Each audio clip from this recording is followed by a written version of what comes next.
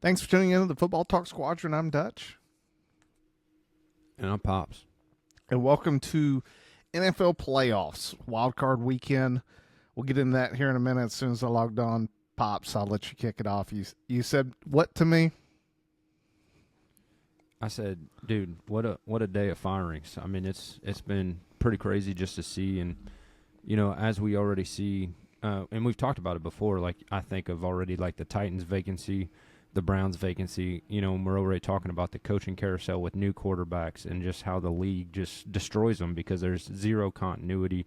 And, you know, we're going to see Cam Ward in his second system. We're going to see, Shador in his second system. And it's one of those things that we talk about, you know, especially with the Browns. Like, Baker Mayfield was never the problem, and he showed that in Tampa. He continues to show it in Tampa despite his struggles and things that have been going on this season. But it's just like, dude, you guys are not helping yourselves out at all. I will say the Bears hit it on the mark with Caleb getting his second coach in year 2. But, dude, other than that, there's not very many success stories with what's about to happen this year.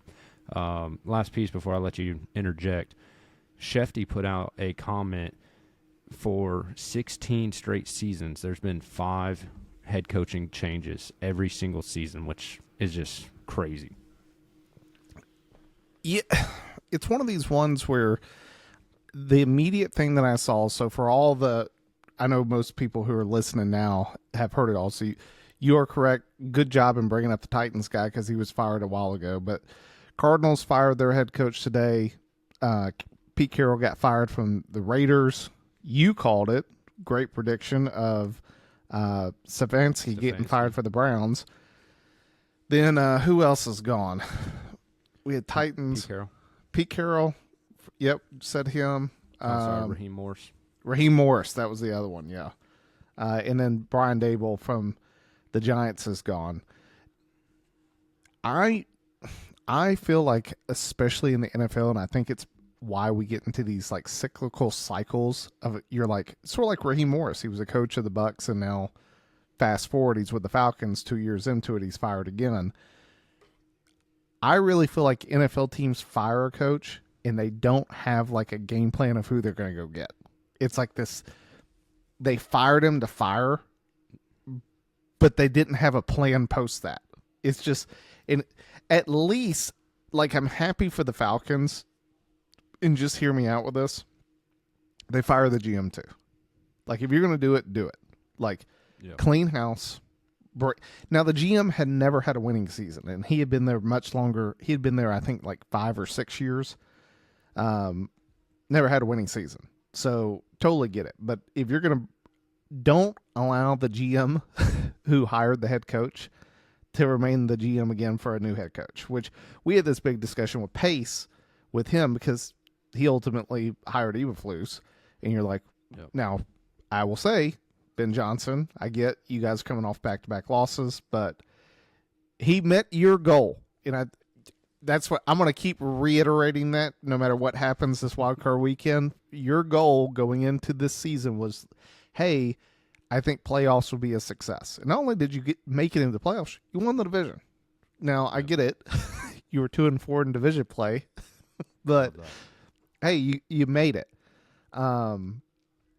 So the one hiring that I know I predicted it when I asked you guys of Pete Carroll.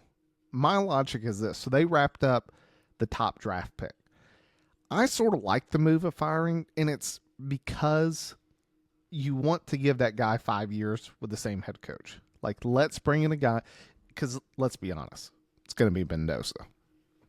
Yeah. I've seen one draft that had the Raiders taking the quarterback from Oregon, and if they do that, burn the Raiders to the ground. I hope the entire city.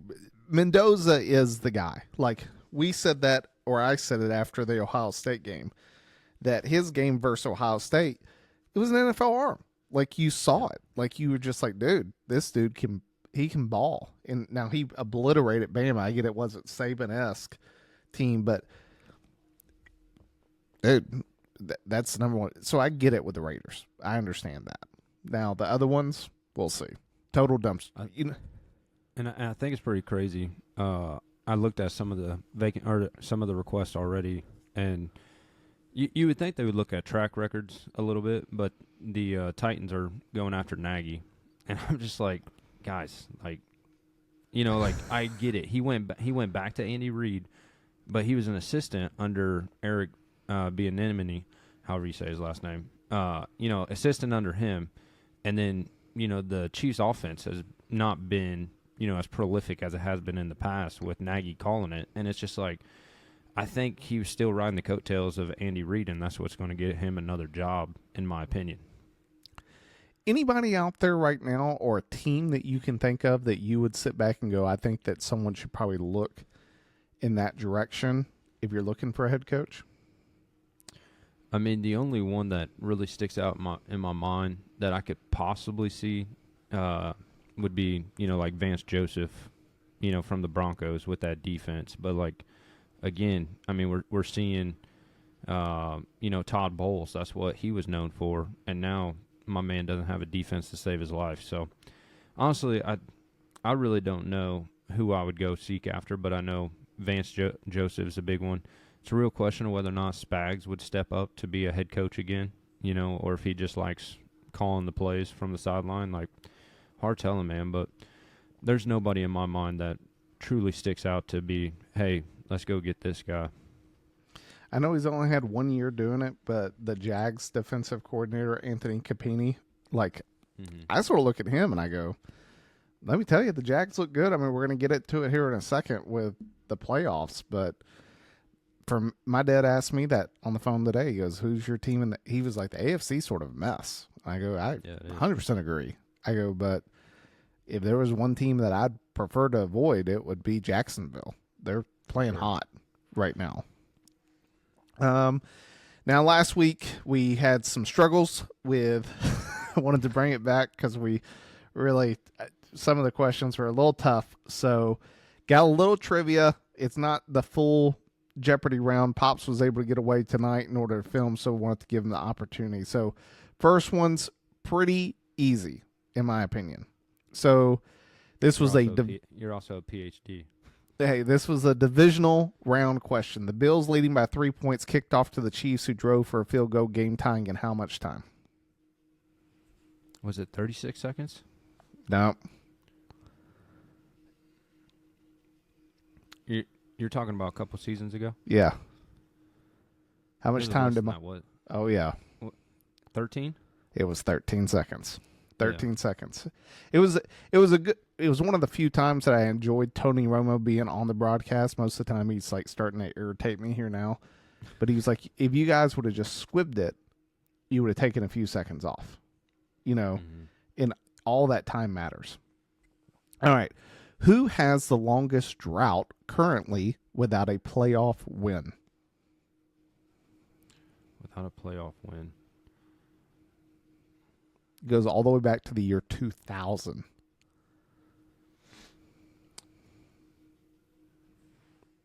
AFC team.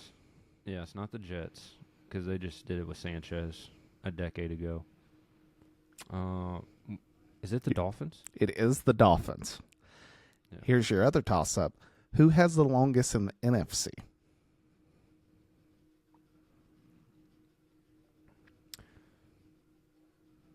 I mean, looking at it on paper, it wouldn't be the Saints because they had Drew Brees not too long ago. It wouldn't be the Panthers because they had the Scam Newton years.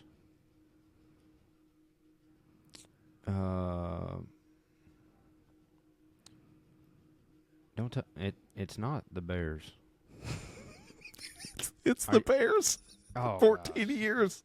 I thought it was going to be Arizona, but Arizona actually has won one since with Warner. You guys are pre-Warner. Yeah. 14 years since the Bears' last playoff win, which I was like, man, has Cutler, it's been that long since Cutler. which is sort. I mean, I'm sorry Well, for that question. Even towards the end, you know, like we were playing the Packers at the end of the year to get to the playoffs, and you know, Aaron was discount double checking us every time. Yeah. Here's your final one. All right, this one's a good one. Since 2015, the AFC champion has been represented by the Chiefs or Patriots in all but 2 Super Bowls since 2015. Who are the other 2 teams? Broncos. Yep, 1. Bengals. Bengals. Boom. Got it. Broncos were in Super Bowl 50, and then Bengals against Stafford and the Rams. Hey, you nailed those. So getting into wild card weekend. So we'll save the Bears Packers for last. Let's do that. They play Saturday evening, but Saturday first game. So yet again, the Rams are a 10-point favorite traveling to Carolina. The last time that happened, Stafford had a really bad game. The Panthers had a couple pick sixes, multiple turnovers, and were able to beat the Rams in Carolina. Before we get into this game, our phones were blowing up because, you know, Tampa won. And I told you guys, look, football gods on the line. Those pass interferences against the Panthers were hot garbage. It made my pick for Atlanta feel even better. And it, sure enough, Atlanta won. I felt bad the second they showed like Baker Mayfield on his couch, like watching the game. You're like, dude, Baker balled. Like, wasn't his fault. The refs, you know, can't. I mean, the refs have been pretty horrendous here as of late. It feels like they've been determining more games than they are being a non-factor. But the Panthers got in, so they're playing the Rams. What are your initial thoughts going into the game? Yeah, I mean, the initial thoughts are just, you know, I still think the Rams are the hottest team, you know, for the NFC. Like, I know that they've had some injuries, and you know, Stafford didn't look too good against the Falcons, you know, but the fact of the matter was they still had an opportunity to win that game, you know, against the Falcons. Personally, Devontae is coming back this weekend. You know, Puka's still going to do Puka things. You know, they have all the pieces that are there. You know, I don't necessarily see the Panthers being able to pull it off. Just my personal opinion. I think 10.5 is definitely. I feel like that's a trap. Just because we don't know which Stafford we're going to get on the road against the NFC South, but I'm still sticking with the Rams on this one. Yeah. The only reason the Rams lost last time was the Rams killed themselves with turnovers. You throw a pick six, I mean, you turn the ball over every which way, and still at the end of the game, they had an opportunity to win. I just don't see the Rams committing that many turnovers this time around, and that's what the Panthers really needed. And honestly, when you watch the Panthers, they have to have turnovers. Like, don't get me wrong, they have played exceptionally better this year than they played last year, but from a standpoint of are they a complete team? No. Like, the Rams are sitting there like, hell yeah, dog. I'd much rather play them than play Seattle or somebody else week 1 of the playoffs. So I'm with you. Do the spread, I'd be willing to say that Rams cover just because I think the Rams will come in and handle their business. That's just me. We'll skip the Packers Bears. We'll come back to it. Sunday, Bills Jags. Buffalo, it's in Jacksonville. Buffalo's a 1.5 favorite. You agree with that? I mean, I think it comes down to, you know, you got Josh Allen who's been here before, you know, but again, like, this is one of those things, like, the Bills continue to play from behind. You know, like, you can't look at last week's score against the Jets because, you know, Trubisky was playing most of the games, and he had a really good game. Like, yeah. Hats off to him. He threw 4 touchdowns, you know. But at the end of the day, man, like, the Bills have shown time and time again, like, you can get up on them early, and one of these times is going to bite them in the playoffs. And personally, I would like to see the Jaguars continue to roll, you know, just to show that it's not a fluke because, again, going in 13-4 and getting bounced in the first round of the playoffs after, you know, fighting and having all your guys play last week, against the Titans. Like, dude, I personally think that the Jaguars are going to win this game. I keep going back and I wanted to iterate it since Maul did pick the Rams in the game from the previous. The Jags Bills, I think about what me and Maul talked about on the phone a few weeks ago. The Bills are one of these teams that are more than capable of winning the AFC this year. And it just depends on what Bills, it's sort of what you just referenced. What Bills team shows up? Is it the Bills team that shows up that is capable of, playing top-notch football? Josh Allen, you sort of think about his game against Baker, like 6 touchdowns. I also think a lot of it has this combination of not just Josh playing well, but then being able to open up Cook. With James Cook. Yeah. If they can get him going, it really opens up their offense. If you stuff the running game and you put it all on Josh's shoulders, he's not surrounded with a great wide receiver core to really stretch that defense. And if I'm Jacksonville, I'm telling them, if Josh beats us with his arm, by all means, they're the better team. We ain't letting them run on us.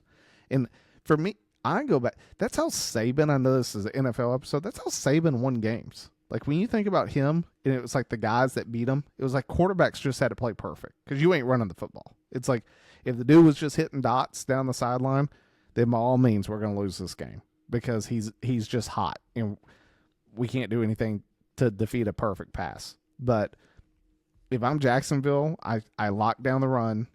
And then the opposite side, do you think Trevor's going to – I think Trevor should have a good day against Buffalo's defense. Yeah, and that's what I'm really curious about, coming back out after, the last showing, a couple seasons ago. Like, I'm really curious of what T-Law is going to show up to the playoffs because, again, when you go in with an inexperienced team, like Josh Allen's been here every season. Like he knows what's about to go down, and he knows how to lead that team through the adversity, through the bad calls, whatever it may be. Like he's going to be there mentally, and I just don't know. I saw a video of Trevor Lawrence being squatted at a bar the other night by some chick, and I'm just like, I don't know if that's something I'd want on the internet right now going into the playoffs with your track record. But, dude, we'll see. I really think the inexperience would also be a downfall for the Jaguars. Well, me and Maul both have the Jags. You taking the Jags or the Bills? I'm taking the Jags. Taking the Jags as well. 4:30 game.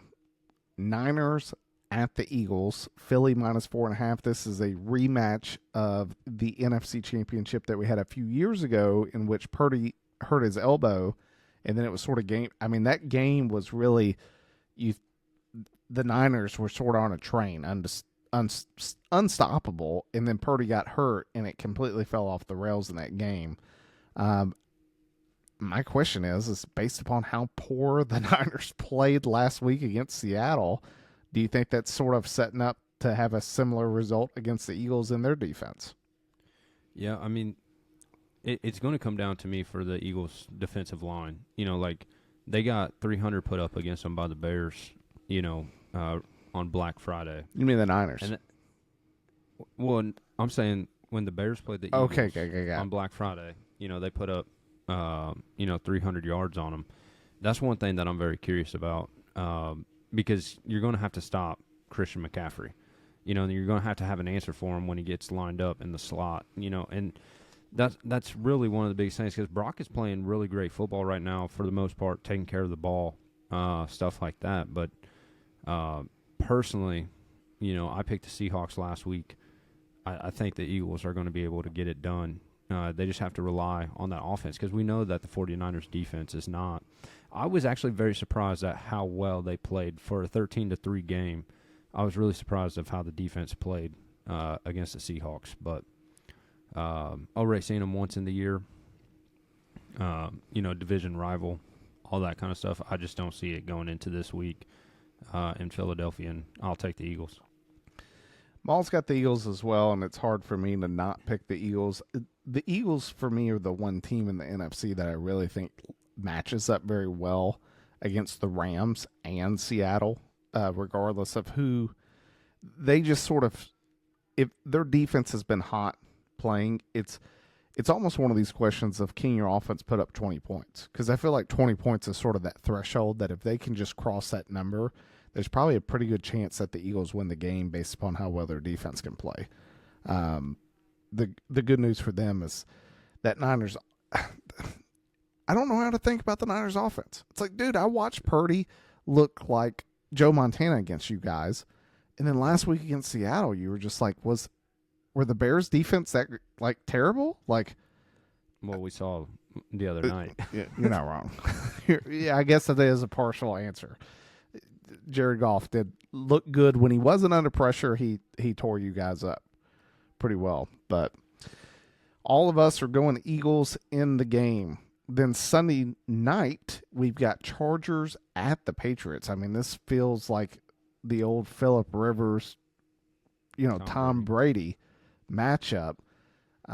Herbert, took a week off, which is probably good to keep him from getting killed unnecessarily for another week. Chargers are coming in with a banged up offensive line against the Patriots, and I guess how I ask this is not so much about the game, but like, what's your vibes on the Patriots? Like, I mean, Mike Vrabel doesn't care what they're doing off the field apparently, but I mean, outside of that, man, like, I think they're playing. Like, for me, it's what we saw out of Vrabel in Tennessee. Like, nobody had them on the map. And then next thing you know, they're in the AFC Championship game with Tannehill as their quarterback. And you're just like, who is this guy? Been a backup because it didn't work out with the Dolphins, and now he's leading the Titans to the AFC Championship game. It's just one of those things that I think Vrabel's just that good of a coach. And because of how beat up the Chargers are, I don't think Herbert's going to have a good game, in my opinion. And I think the Chargers still have a really good defense, which will help out against a younger quarterback. But I think the Patriots are going to be able to win at home in Foxborough. If I'm Harbaugh, how I go after this game is in order to I want to put more everyone thinks that Drake May is the NFL MVP. And I'd be like, he's going to have to prove it. Because we're going to take Travion Henderson and Ramondre Stevenson out of this game. They're not going to beat us. If someone's going to beat us, it's going to be Drake May. If the Chargers can do that, I think they have a real good shot in the game, honestly. Like, New England's 3.5-point favorite, but what you got? Well, and I mean, I already said the Patriots, but also this could be one of those discussions we have about strength of schedule. Like the Patriots had the easiest strength of schedule all season, and they were just able to coast, and that explains why they're 14-3. And eventually that's going to catch up, mixed with Drake May's inexperience. This is his first look at the playoffs, and obviously the running backs too. Not Stevenson, but the Judkins. Ramondre. Sorry. Yeah. Travion. It's a lot of Henderson. I was thinking Judkins from the Browns. I knew it was one of the Ohio State guys. But anyways, that's going to be something that they're going to have to experience as well. Like, obviously Stefan's been there, but is Stefan's mind right, with everything going on the outside? And I know he gets to play, but there is a little bit of turmoil in that locker room right now with everything, all the outside noise. Yeah. I mean, taking a look, I didn't even really look at it until now that you've said it, but man. So last week, they get the win against Miami, Tualis against Ewers, the week prior against the Jets, which the Jets recorded a very interesting stat. They were the first team in NFL history. No interception. Yet no interceptions by a defense for the entire season. That's the first time that's ever occurred in NFL history. Then the previous week, Baltimore, and that's the game that Lamar got hurt. Then the previous week is their one loss since week 3, which was when they blew a 21-point lead to Buffalo. Then they played the Giants, the Bengals, the Jets, Bucks, Atlanta, Cleveland, Tennessee, New Orleans. I mean, dog. Yeah. I mean, this is like Ohio State type of schedule that, you played two good teams that gave you fits, and outside of that, I get it's still professional teams, but this is a completely different level in terms of playoffs. I ain't gonna lie. Looking at that, dude, You want to take the Chargers? I do want to take the Chargers. Like if the Chargers offensive line was healthier, I'd be willing. I'd want to pick the Chargers. Like I'm also like this is. I know I'm flirting in between the line of going back college and pro. If I learned anything from Bama, it's that like when Bama lost Saban, it's not the same Bama. And I think that in our minds, like we see, oh, the Patriots are in it. It's Bill Belichick. It's Tom Brady. It's like, no, this is a different Patriots team. Like, I get Vrabel's born from the same cloth, but this is going to be Drake's first big test. Like, Herbert's been here before. Like, Herbert's played in playoff. Khalil Mack's played in playoff games. Like, Keenan Allen's played in playoff games. Like, these guys have been here. And the last time they blew that 27-point lead to Jacksonville. Like, I think that they're more than capable of winning this game. Well, here's the thing. The two linemen that were in concussion protocol are supposed to be back this week. I had every intention of picking the Patriots. You know what? I'm going to go on. The next two games are going to be upsets. That already spoils it for the next one. But I'm going to take the Chargers to win this game. Give me the Chargers. Come out. Harbaugh come out. Have a good game plan. They find a way to go in the Foxborough and spoil the MVP season predicted of Drake May. I'll take that. I personally think, we can talk about this later, but in my opinion, Stafford, hands down, like 37 years old, like I think 46 touchdowns. I'm not saying that you can plug and play somebody that's Drake May's caliber, but I think Stafford's got more of an impact than May does, in my opinion. Yeah. But Stafford is, in terms of the numbers, is the MVP. I know we had this conversation last week of should a losing player. We talked about Myles Garrett, and it has nothing against Myles. It has everything that y'all didn't give the J.J. Watt back in the day when he was on a defensive storm. Yeah. The Drake May thing, just at no point this season, especially now that I look at the teams that he's played, it's like, yo, dog, you weren't playing playoff teams. And the last time that you did, you got a 21-point lead and you blew it. Like, to the Bills. Like, I love the Bills, but at the same time, I still know what the Bills are capable of. Like, they're capable of looking really bad at times. Really bad at times. So, yeah, give me the Chargers. And that's the thing, too, is, like, we can talk about it. Like, the Bills and the Patriots are the only ones who made it from their division, But the NFC West, stacked. You got three teams. You got three teams coming out of it. All of them are fighting for the top spot, in the last couple of weeks. And just so happened that Seahawks pulled it off. But, all three teams between them, Rams, Niners, they were fighting neck and neck to try to win it. And the number one in the NFC. Yeah. I mean, the Broncos, to me, are being the number one seed. It's almost a blessing for them to have a bye. That way they don't lose this week. Because I think that the next team they play, they're probably going to catch an L. Yeah. That's me personally. Maul had the Patriots as well. Then Monday night, Texans, Steelers. Houston -3. So I spoiled it a little bit earlier. I was planning on taking Pittsburgh. Why? CJ Stroud hasn't played well. Yeah. That's it. Like, I like the Texans defense a lot. I think that they have more than the ability to get to Rodgers and to mess up their game plan. I think DK Metcalf is huge coming back for the Steelers this week. But from a standpoint of Houston's defense, I believe in. Their offense just leaves me worried. Like, that and their defense got tore up by Riley Leonard. I mean, go ahead. Yeah, I mean, it came down to the end of the game. Colts with the opportunity, one-score game to, win that. But also, the Texans the week prior were able to beat the Chargers. But they did have a close game with the Raiders, just the week prior to that. So, I mean, there's still a lot of lingering question marks about, what team's going to show up. Obviously, we know Rodgers has done this season in, season out, besides his little time to the Jets. But, dude, now that you're saying it, the one thing that gives me pause of calling for the upset is just what I saw last night. Like, I know Rodgers, pulled it out of his hat. But there were so many miscues there towards the end of the game. Their special teams almost allowed for the Ravens to run it back, put them, in field goal position. It came down to the kicker. Otherwise, we'd be talking about the Ravens playing the Texans right now. Like,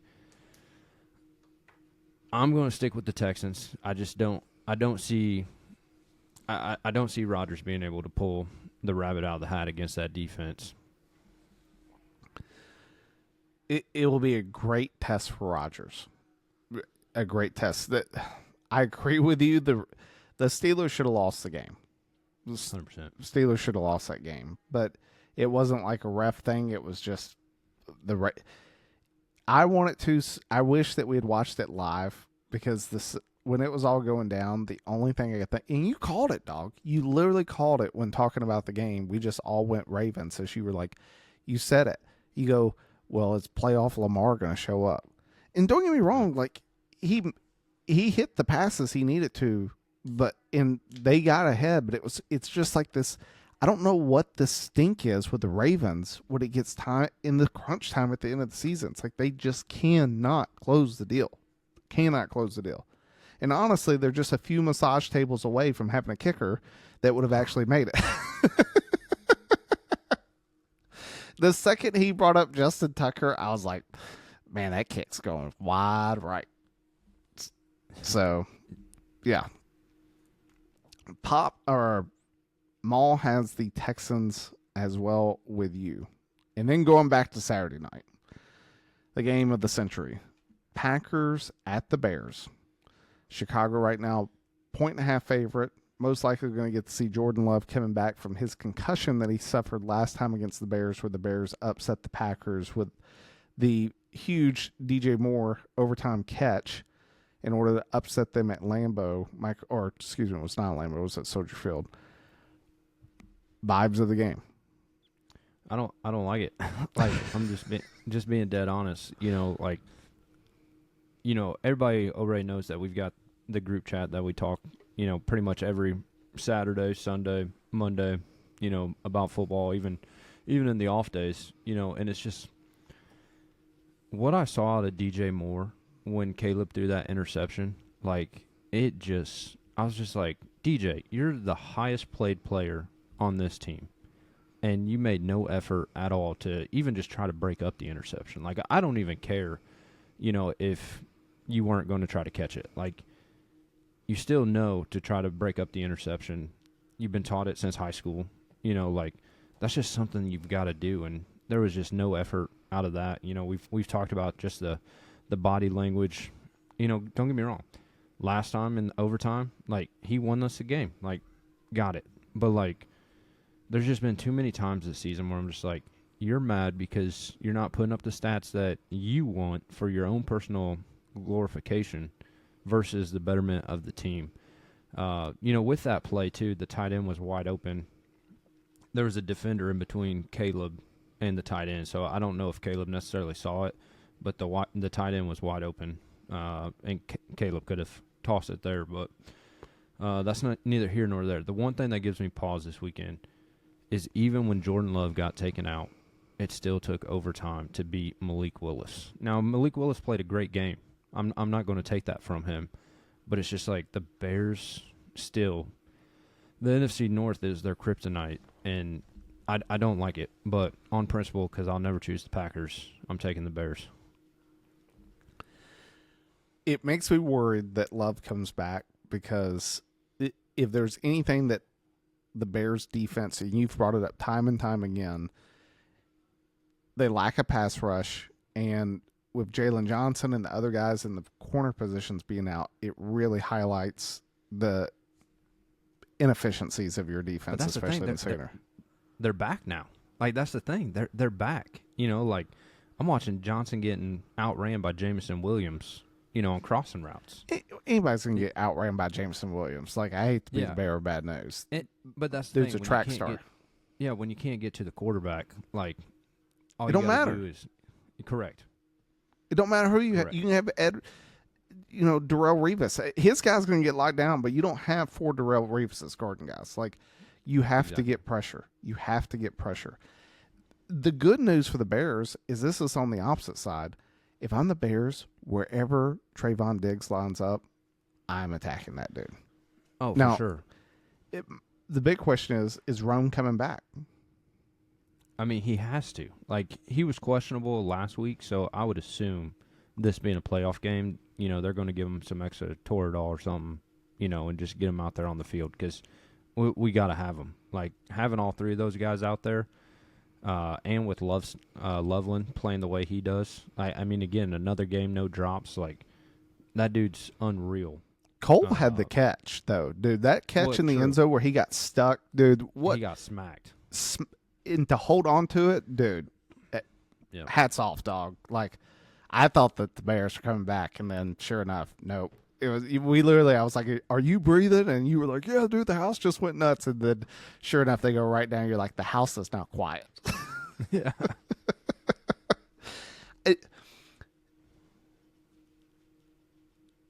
I'm taking the Bears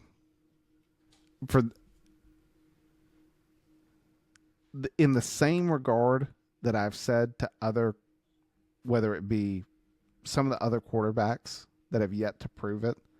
Love has yet to prove it continuously, unless he's playing the Cowboys, which that's one. It was the one jersey I had that had a Super Bowl patch on. I grabbed Eli's jersey. That's all I do now. I just try to go find cheap jerseys and go buy some jerseys. But they also beat the Cowboys. So you know what? I'm not a Giants fan, but anybody that beats the Cowboys is good in my book. So I figured I'd throw on that Eli jersey for the podcast.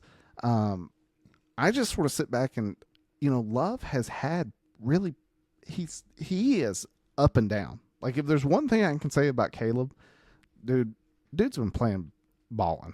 Like, the only negative to Caleb's balling is it just occurs in the second half. Like, that was y'all's problem. It had nothing to do with, don't get me wrong, the defense gave up points. They only gave up 16.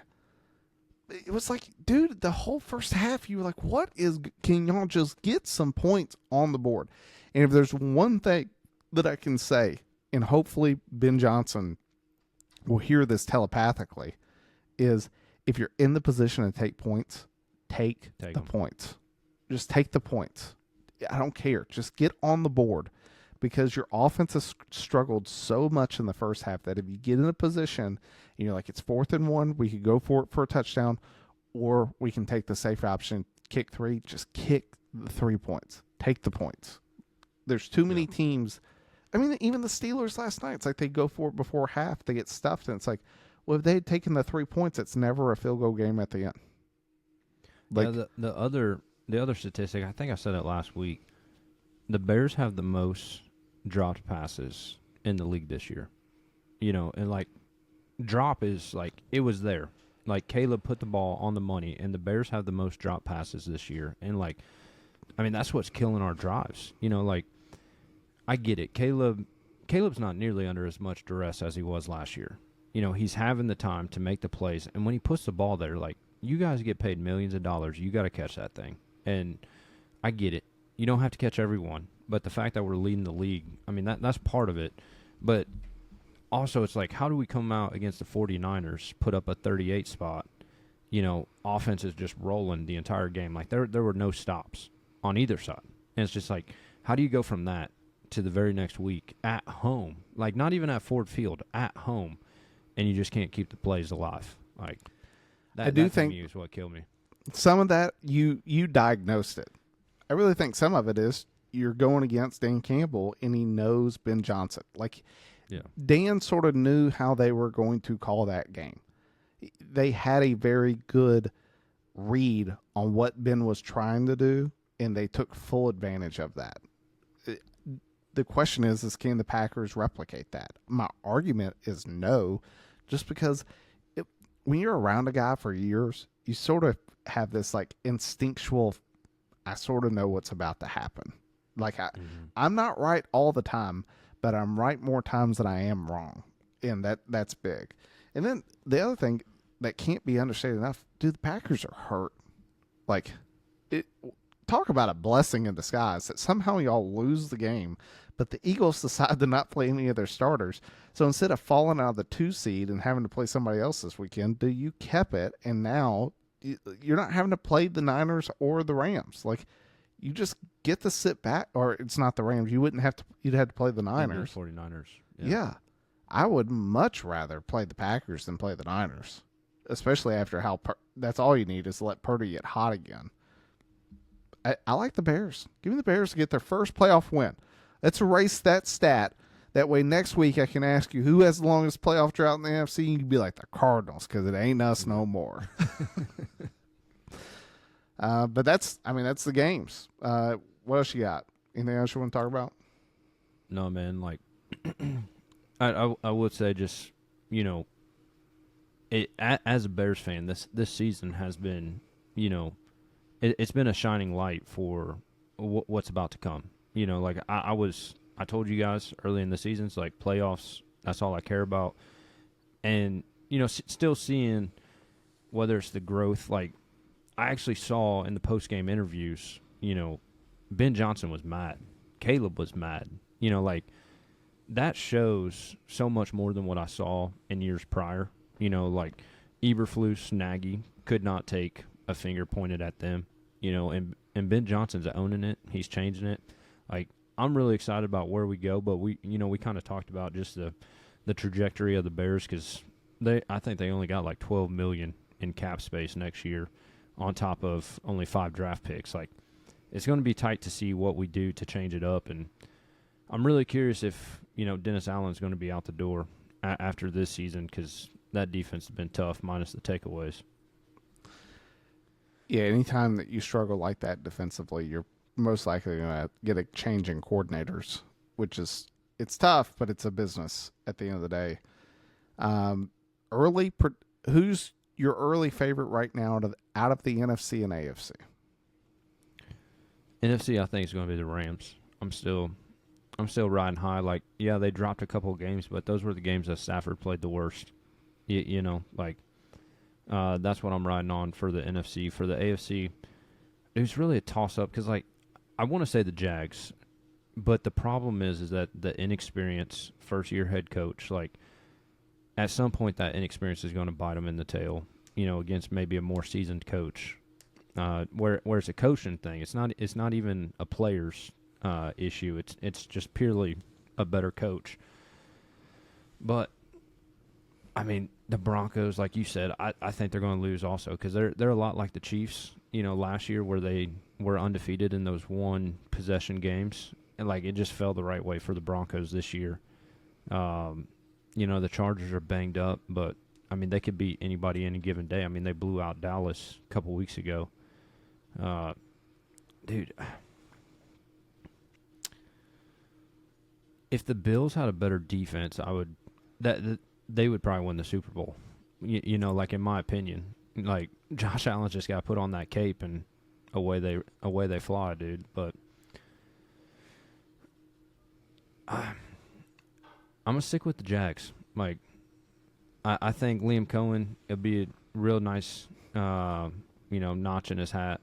But I don't see them winning the Super Bowl. I truly believe that the Rams are going to find a way to get it done. I'm with the Jags as well. However, I know this is going to be sort of sound like this like oxymoron. If the Bills can somehow beat the Jags, I'm with the Bills because okay. I think that if the Bills can just get the first win under them, I think Josh takes over. But because you know who he doesn't have to worry about this year? The Chiefs. Mahomes. Yeah, or Lamar.